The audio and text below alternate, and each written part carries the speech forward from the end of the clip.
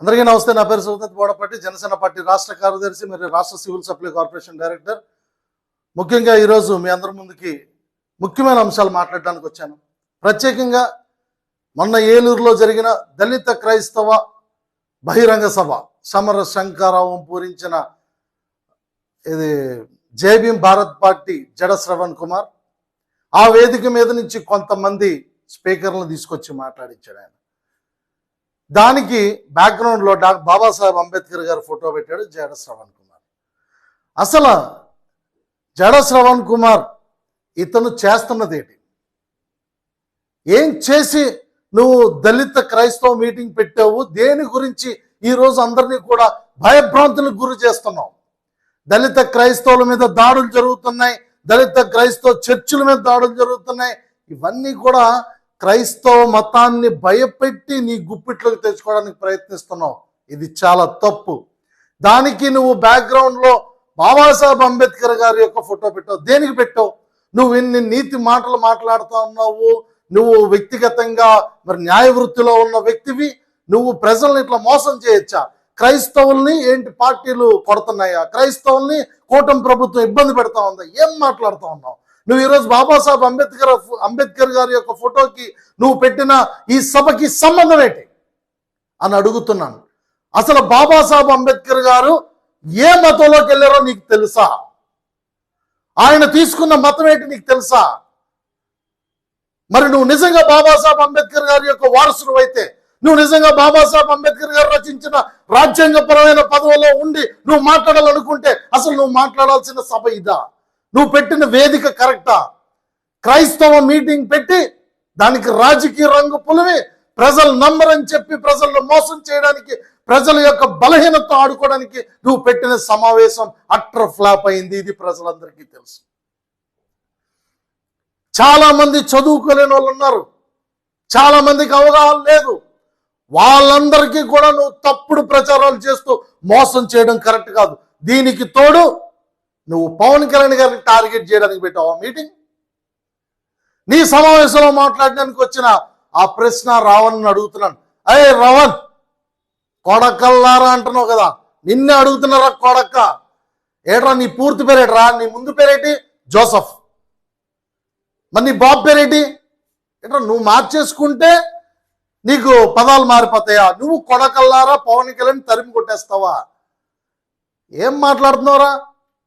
నీకు అసలు బుద్ధి ఉందా? పవన్ కళ్యాణ్ గారితో మీకు పోలికేట్రా? మీరు ఒక కులం పేరు పెట్టుకొని ఒక కుల పునాదుల మీద రాజకీయాన్ని రచించేద్దాం అనుకుంటున్నారా? నువ్వు, నీతో పాటు వచ్చిన జడ శ్రవణ్ కుమార్, లేకపోతే ఇంకొంతమంది కోతలు కూసే వాళ్ళకి చెప్తున్నాను, నా కొడకల్లారా, మీకు పవన్ కళ్యాణ్ గారికి చాలా తేడా ఉందిరా రే. బాబాసాహెబ్ అంబేద్కర్ గారి యొక్క భావాజాలని నిజంగా ఉనికి పుచ్చుకొని ముందుకెళ్తున్న వ్యక్తి పవన్ కళ్యాణ్ గారు. అలాంటి వ్యక్తికి మీరు పేరు పెట్టడానికి సరిపోరు. హెచ్చరిక జారీ చేస్తున్నాను. నోరు అదుపులో పెట్టుకొని మాట్లాడండి కొడకల్లారా. మీకే ఎన్ని మాటలు వస్తే మాకెన్ని మాటలు వస్తాయి. నేను కూడా దళితుండే, నేను జనసేన పార్టీలో పనిచేస్తున్నా, నేను జనసేన పార్టీ స్టేట్ సెక్రటరీగా ఉన్నా. ఈ కూటమి ప్రభుత్వం వచ్చినట్టునే రాష్ట్రంలో వచ్చిన నామినేటెడ్ పదవుల్లో ఫస్ట్ లిస్ట్ లో ఒక దళితుడిగా నా పేరు పెట్టిన గొప్ప వ్యక్తి పవన్ కళ్యాణ్ గారు. నువ్వు తేగలవరా ఈ పదవి? నువ్వరా నీ వెనక 10 లక్షల మంది వస్తే నువ్వు రాజ్యాంగం చూపిస్తావా? నీ వ్యక్తిగత పదవి కోసం దళితుల్ని మోసం చేసే ప్రక్రియ ప్రారంభించావు. నిన్నెవడు నమ్మడు. నాలాంటి వాళ్ళు చాలా మంది ఉన్నారు ఎడ్యుకేట్ చేయడానికి. పవన్ కళ్యాణ్ గారు నీకులాగే మాట్లాడాలనుకుంటే, నీకులాగే చేయాలనుకుంటే డబ్బు బలగం ఉంది, ప్రజా బలగం ఉంది. అలాంటి కాపు కులాన్ని కూడా ఆయన వ్యతిరేకిస్తూ నన్ను ఒక కులానికి అంటగట్టి మాట్లాడొద్దని చెప్తుంటే నువ్వు బాబాసాహెబ్ అంబేద్కర్ గారి యొక్క ఫోటో పెట్టి, నువ్వు నీ వెనకాలను పిచ్చి కుతలు కూసే వాళ్ళని పెట్టుకొని నువ్వు ఈరోజు ఒక కులం వైపు తీసుకొచ్చే రాజకీయాన్ని చేస్తున్నావు అంటే, ప్రతి మతానికి ఒక రాజకీయం రా. బుర్ర అదుపులో పెట్టుకొని మాట్లాడండి. మీకు బాబాసాహెబ్ అంబేద్కర్ గారి యొక్క పరువు తీసావు జడ శ్రవణ్ కుమార్. నువ్వు తీసావు. నీతో పాటు స్టేజ్ మీద నుంచో పెట్టి పిచ్చి కోతలు గురించావు కొంతమందితో. ఈ ప్రశ్న రావణ్ లాంటి కొడకల్లార ఎదవలతో మాట్లాడించావు. బుద్ధి ఉండాలి నీకు. మీరు క్షమాపణ చెప్పాలి దళితులకు బహిరంగంగా. దేనికిరా మీరు బాబాసాహెబ్ అంబేద్కర్ గారిని ఒకవైపు తీసుకొస్తున్నారు? ఈ రాష్ట్రం కాదు, ఈ దేశం కాదు, ప్రపంచం అంతా సింబల్ ఆఫ్ నాలెడ్జ్ గా గుర్తించింది బాబాసాహెబ్ అంబేద్కర్ గారిని.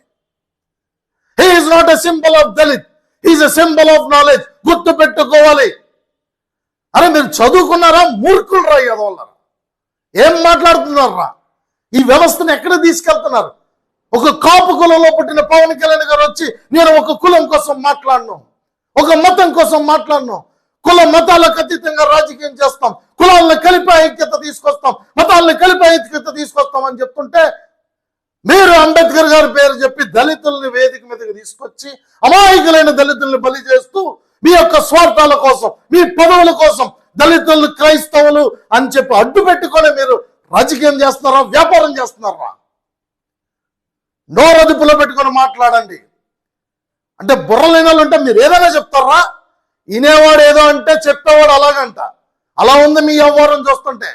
బాబాసాహెబ్ అంబేద్కర్ గారి యొక్క భావాజాలంతో ముందుకెళ్తున్న వ్యక్తి పవన్ కళ్యాణ్ గారు. ఒళ్ళు దగ్గర పెట్టుకొని మాట్లాడండి. అరే మీరు ఇన్ని కబుర్లు చెప్తున్నారు.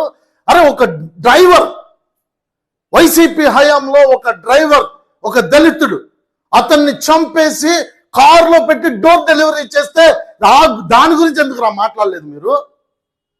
ఇన్ని మీటింగులు పెట్టి మీరు ఎందుకు మాట్లాడలేదు? మొన్న ఏంటి చర్చ్ కూలిస్తే అంటే ఏంటి? మతాల్ని జనాల బుర్రలోకి తీసుకెళ్లి మత విద్వేషాలు రెచ్చగొట్టే ప్రక్రియ తీసుకొస్తున్న జడ శ్రవణ్ కుమార్, నువ్వు బహిరంగ క్షమాపణ చెప్పాలి. భారతదేశంలో ఉండాల్సినడు కాదు నువ్వు. నీకు భారతీయుడని చెప్పకూడదు. నువ్వు నీ యొక్క స్వార్థపూరిత రాజకీయాన్ని ప్రజల్లోకి పులిమి ప్రజల్ని భయాందోళనకు గురి చేసి నీ మాట వింటున్న వాళ్ళందరినీ గొర్రెలుగా మార్చి మీరందరూ కూడా చేస్తున్న పని నిజంగా ప్రజలకు తెలుస్తుంది, అర్థమవుతుంది. ఇంకేం మోసం చేస్తారా? మీరు ఇన్ని కబుర్లు చెప్తున్న బాబాసాహెబ్ అంబేద్కర్ గారు ఎందుకు క్రైస్తవ మతంలోకి రాలేదో నీకు తెలుసా? చరిత్ర గురించి మాట్లాడాలని నువ్వు చెప్తున్నావు. నీకన్నా ఎక్కువ చరిత్ర నేను మాట్లాడగలను. నా నెక్స్ట్ వీడియోలో నీకన్నా బాబులాగా చరిత్రలో ఏం జరిగిందో ప్రతి అంశం నీకు చెప్తాను, నువ్వు విను. దయించి మీరందరూ కూడా అర్థం చేసుకోవాలి. రే ప్రశ్నారావణ్, ఒళ్ళు దగ్గర పెట్టుకొని మాట్లాడు. నువ్వు ఏదో ప్రశ్నిస్తాను మాట్లాడతానని పిచ్చి పిచ్చి కోతలు కోస్తున్నావు. పవన్ కళ్యాణ్ వెంట్రుక కూడా బేగలేరు మీరు.